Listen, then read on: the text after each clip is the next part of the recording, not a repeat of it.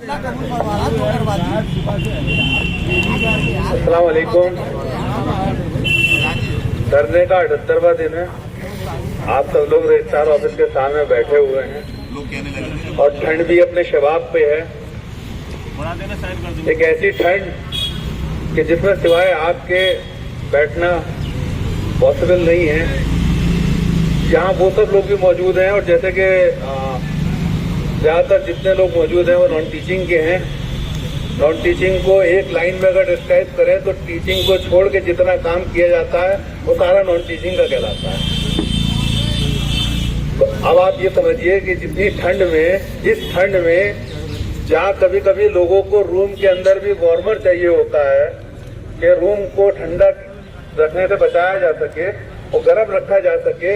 मैं चूंकि garden department में हूँ तो इसलिए तो ज्यादा अच्छे से के बता सकता हूँ कि ये वो दौर है कि जब आप खाना खा के या कभी कभी हाथ धोने में सोचते हैं कि पानी ठंडा है ना ही धोएं। हमारे गार्डन के लोग उस पानी के अंदर काम करते हुए क्या आप पानी के साथ में काम करते हैं। सारे लोग कंजर्वेंसी हो गार्डन हो ये सब लोग उस ठंडे पानी के साथ में लगे हुए हैं क्योंकि वो जिम्मेदारी इनको मिली हुई है। काफी लोग यहाँ पे जो आते हैं उनमें काफी कंफर्म लोग मौजूद हैं। काफी लोग कहते हैं कि हम परमानेंट है हमारा मसला नहीं है। अरे सर आप देखिए परमानेंट कोई नहीं है। परमानेंट तो ये दुनिया भी नहीं है और यहाँ कोई परमानेंट के लिए लड़ भी नहीं रहा है।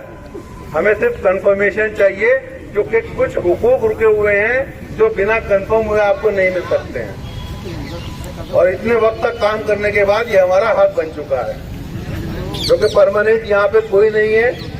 ये दुनिया भी टेम्परेरी है। फिर से दोहरा रहा हूँ यहाँ कोई परमानेंट नहीं रहना है। जैसे हम लोग एम्प्लॉय हैं यहाँ पे जिस दिन हम लोग अपॉइंट होते हैं डेट ऑफ अपॉइंटमेंट के साथ हमारा डेट ऑफ रिटायरमेंट पता लग जाता है। इसी तरह जैसे ही डेट ऑफ बर्थ होती है दुनिया में जब हम लोग आते हैं तो डेट ऑफ डेथ भी पता होता है क्योंकि हर किसी को मौत का मजा चखना है। कुल्लू नफ्सिन ज़ायक़तुल मौत कुरान में लिखा हुआ है और सबका ईमान है कि जो आया है वो जाएगा। और इस बात से हम लोग सब वाकिफ भी हैं और इस पे यकीन है क्योंकि अपने से पीछे के लोगों को देखते चले आए हैं। ये जो कल तक दिखा करते थे आज वो नहीं है। एक शायर ने इसको थोड़ा किस तरह से बताया है मैं आपको बताता हूँ कि ये एक जहां है वो एक जहां है। ये एक जहां है वो एक जहां है और इन दो जहानों के दरमिया में बस एक सांस का फासला है। ये एक जहां है वो एक जहां है इन दो जहानों के दरमिया में बस एक सांस का फासला है। वो चल रही है तो हम यहाँ हैं वो रुक गई तो फिर हम वहाँ हैं। तो इस हकीकत को आदमी को हमेशा याद रखना चाहिए कि एक सांस है बारीक सी सांस जो इस चीज से आपको रोके हुए है और जिसका पता नहीं कि अगली सांस आएगी कि नहीं आएगी। तो हर इंसान को ये याद रखना चाहिए और इस बात से समझना भी चाहिए और तैयार रहना चाहिए कि हम जिस जिम्मेदारी के लिए भेजे गए हैं उस जिम्मेदारी को पूरा करें। जैसे मैंने बताया कि हमारे डिपार्टमेंट के लोग क्योंकि मैं ज्यादातर उनको देखता हूँ इसलिए तो बाकी हर डिपार्टमेंट में सब लोग अपना काम कर रहे हैं क्योंकि सबको उनकी जिम्मेदारी दी गई है। उनका काम है चाहे ठंड अपनी जगह लेकिन पौधे की मरने नहीं देना है उसके साथ इस तरह से लगना है। तो सब लोगों को ये समझना चाहिए हमारे आला अधिकारियों को भी कि जो लोग यहाँ बैठे हुए हैं उन लोगों की फाइल्स पर काम करना आपकी जिम्मेदारी है। हम लोगों का काम हमारा काम करना है और हम लोगों को कंफर्म करना, हम लोगों की फाइल्स को स्टेप पे आगे बढ़ाना, उन पर फैसले लेना, ये आपकी जिम्मेदारी का काम है। और कभी कभी तो अफसोस होता है और पूछना भी चाहता हूं मैं कि सर आप हमारी प्रॉब्लम को आखिर देखते कैसे हैं?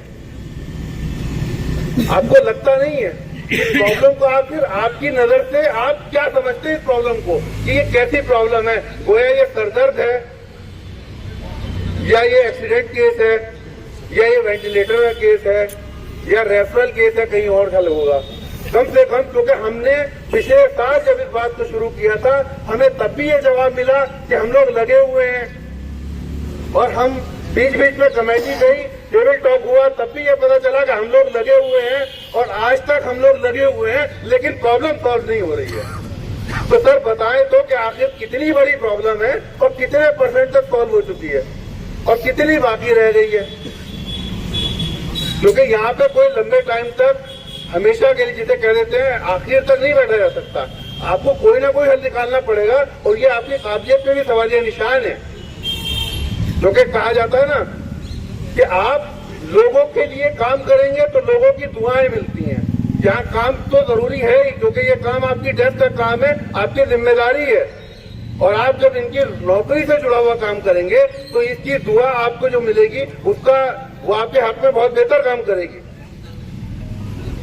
और आपको पता होना चाहिए कि ये लोग इतने लंबे टाइम से अगर काम कर रहे हैं तो इसमें हमारी कोई गलती नहीं है कि अगर हम लोग टेम्परेरी स्टेटस में हैं, क्योंकि हमारा काम अपने काम को करना है। हमें एक्सटेंशन मिल रहा है, हम लोग काम कर रहे हैं, हमारे हेड हमसे सेटिस्फाई है कि हाँ आप सही से काम कर रहे हैं। तो अब आपका काम ये है कि किसी भी तरह से हमको, जैसे एसपीसी बनी तो एसपीसी की रिकमेंडेशन को लागू कीजिए, क्योंकि आप सुप्रीम कोर्ट के डायरेक्टिव को लागू कर रहे हैं। सुप्रीम कोर्ट के डायरेक्टिव को, सुप्रीम कोर्ट के जजमेंट को लागू करने के लिए ऐसा पहली बार देखा जा रहा है कि एक वकील की राय ली जा रही है। भाई सुप्रीम कोर्ट का जज आपको जजमेंट को आपको नाफिज करना है, लागू करना है। आप एडवोकेसी की ले रहे हैं कि हाई कोर्ट को, सुप्रीम कोर्ट के पैनल एडवोकेट उस पर राय देंगे। अब वो राय आ भी गई है, क्योंकि इन शॉर्ट में यही कहना चाहता हूं कि 28 तारीख को जो मीटिंग बुलाई गई थी वो हमारे मसले को सॉल्व करने के लिए बुलाई गई थी, और बाद में उसमें 2-4 चीजें और एजेंडे में शामिल हो गई। वो स्पेशल मीटिंग थी, एग्जीक्यूटिव काउंसिल की ऑर्डिनरी मीटिंग नहीं थी, और उसमें सब कुछ हुआ सिवाय हमारा मसला सॉल्व होने के। और जब उस मसले को टाल दिया गया, 18 तारीख तक एडजस्ट कर दी गई मीटिंग, तो अब जब इस मीटिंग के बारे में सुनने में आ रहा है कि वो मीटिंग 18 को नहीं होगी। 18 को मीटिंग क्यों नहीं होगी? कि साहब वो 7 दिन और 10 दिन पहले एजेंडा होना चाहिए, ऐसा नहीं है। वो मीटिंग स्पेशल मीटिंग थी, और अभी हमने देखा कि जब पैनल के लिए स्पेशल मीटिंग बुलाई जा रही थी तो सुबह भी बुलाई जा रही थी, शाम में भी बुलाई जा रही थी, एक दिन बाद भी बुलाई जा रही थी, क्योंकि स्पेशल मीटिंग को बुलाया जा सकता है। तो जब आपने इस मसले के लिए स्पेशल मीटिंग रखी थी तो उसको आप सॉल्व कीजिए। हमारे मुद्दे को स्पेशल इसी को बुला के हमारे मुद्दे को उसमें रखिए और सॉल्व कीजिए, ये बहुत ही जरूरी है।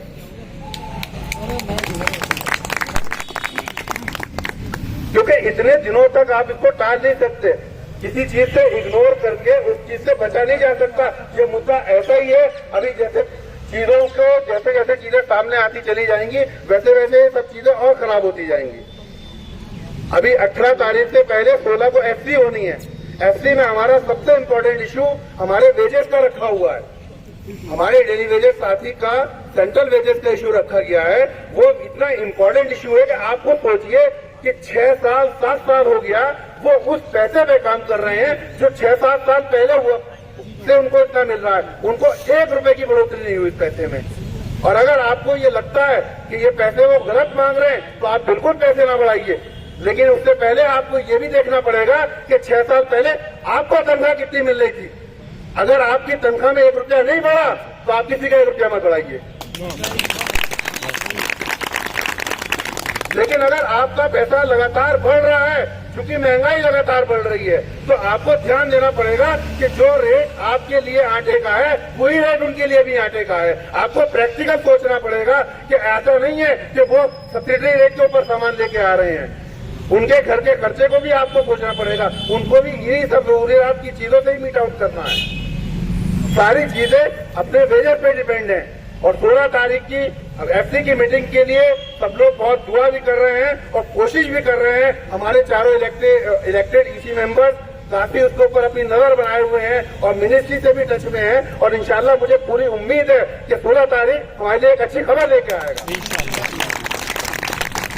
और 16 तारीख की खबर के बाद जो भी 16 तारीख के हिसाब से होगा कमेटी डिसाइड करेगी कि वेदर 18 तारीख को क्या हो रहा है।